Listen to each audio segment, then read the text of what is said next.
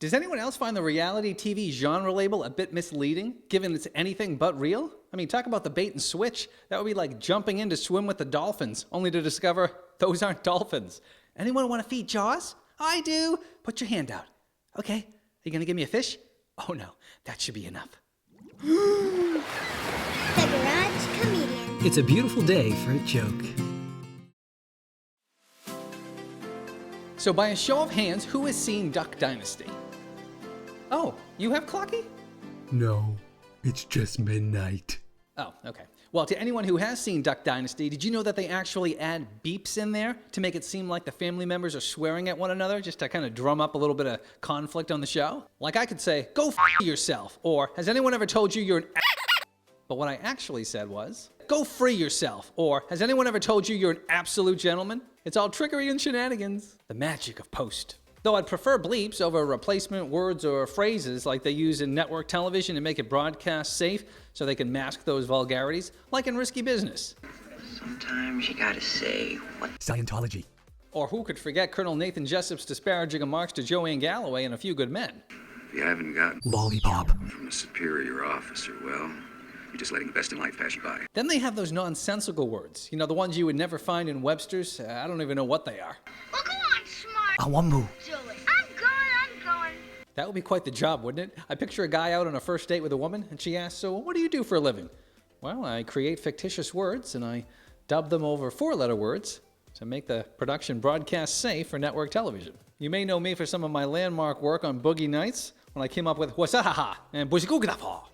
Yeah, I don't think this is gonna work between us. But a lot of the reality shows, both past and present, simply are not true. They're just not real. Like Pimp My Ride, for example. They used to do a great job on the exterior of the car, but they never did anything under the hood. So most of the time, these cars didn't even run. They had to bring it back on a flatbed. There was cribs. A lot of people leased those homes. Those weren't actually their houses that were being displayed. In fact, someone even got sued for showing a house, saying it was theirs when it wasn't. Let's see what else we got. The Real Housewives, that's all scripted. Pawn Stars, all that stuff. Everyone's vetted. Those guys don't actually work behind the desk. I think we probably know that. Love It or List It, some people like that show. Those are just actors. I mean, I can go on and on. There's body doubles for Survivor. You guys like Survivor? I mean, body doubles. Maybe I should use a body double. Maybe I am the body double. Like in that Netflix original series, Living With Yourself, starring Paul Rudd.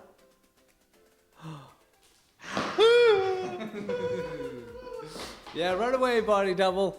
Run away. And don't ever come back. Okay, so what was that other me talking about? Reality TV shows and how unreal they are? Like Wife Swap. A lot of those people aren't even married. Did you know that? Divorce Court. That's another one. And now there's a dramatization disclaimer that they place at the bottom, just so you know that these events really aren't accurate. What they're saying is a bunch of lies. They give them scripts to follow and ask them to argue back and forth. It's just a bunch of crap. One thing I never understood about actual divorces is why there's so much paperwork involved, so much rigmarole. I love that word, by the way. Rigmarole involved. Why can't they just cut the cord, just pull the plug, be done with it already? No, you have to file an at-fault divorce, or it's a not-at-fault divorce, depending upon the state. Then from there, they categorize you. Is it irreconcilable differences, irrevocable breakdown? Is it incompatibility of temperament? That's what the Palins filed. And why do I know that? Why do I know why the Palins got divorced? I don't need to know that, but in America, we need to know everything. We need to know why you divorced or why you died. Why did that guy die? He was so young. Was it drugs? Why did she die? Was she sick? When's the autopsy coming out? I need to know. Yeah, we just need to know everything these days, don't we? Our media is just so in your face. You know who would have made a great reporter? Is Sam Kinison. Remember that comedian? Love that guy. He was so intense. I can picture him on the scene with someone falling from a 20-story building. Why did you fall? Did you jump? Were you pushed? Did you slip? Tell me! I need to know why you're about to die! Well, you know, Sam, it was the darndest... No! Sam, what's going on down there? I'm in with Splat! All right. Sam really brings a story to life, or in this case, to death. Well, at least that person had a sense of direction. It was straight down, but that's something. Me, I can't get out of a brown paper bag. My dad, he was a truck driver for more than 30 years, and he knew where everything in the Northeast was. I knew where nothing was. So back in the mid-90s, this was at a time, for those of you who were around then, where there was no navigational systems. There was no cell phones in your car unless you were super rich, and They were just those big clunky ones. Some people had them in briefcases. There was no online option for me at the time. I couldn't do a map quest. I couldn't read a map. So I really did need good instruction. Just to give you a rough idea of how bad I was in directions and how clueless I was, one night at about 9:45, I was pumping gas at this intersection. Two beautiful women came pulling up beside me. They got out and said, "Hey, cutie, can you tell us how to get to the depot?" I said, "Oh, yeah, the Home Depot is about 6 miles down the road that way, and you'll want to take a left. But you might want to hurry. It's almost 10. I think they close in 15 minutes. They looked at me as if I had lobsters crawling out of my ears. So one turned to the other and said, "No, we're not looking for the Home Depot. We're looking for the depot." I later found out the depot was a pub/bar establishment, which was 2 miles from where I was pumping gas that night, and right there in my backyard of where I grew up my entire life. So I said, "Oh, I just figured you ladies all dressed up, had a hankering for a home improvement project late on a Saturday night. I hear bamboo hardwood floors are on sale this week." One turned to the other and said, "Yeah, let's get out of here." I went from a cutie to a duty in 2 seconds flat. As they drove off, I yelled, "I'm not very good at life. I'm sorry."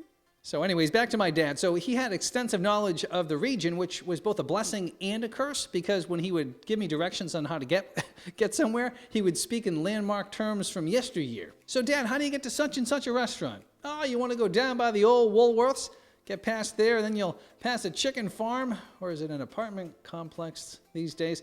Anyways, go by there, and then what you want to do is when you get to Paco's Taco Stand, and he gets his fresh stuff on Tuesday, by the way. At least he did 10 years ago, the last time I saw him. Then you'll know you're close, and then it'll be right around the corner. So wait, you want me to head towards a now defunct retail store, and then cruise past what might be a chicken farm or an apartment complex until I come upon a taco stand, which you last frequented when I was in the 5th grade, and then the restaurant will be close by? Is that what you're saying? Yes! I have no chance. All right, y'all, I'm out of here with one parting piece of advice. Keep it real. Woo-woo! See you guys next week. Thanks for watching. If you'd like to see more funny videos like this, click the subscribe button. New episodes launch each Monday. The more you know.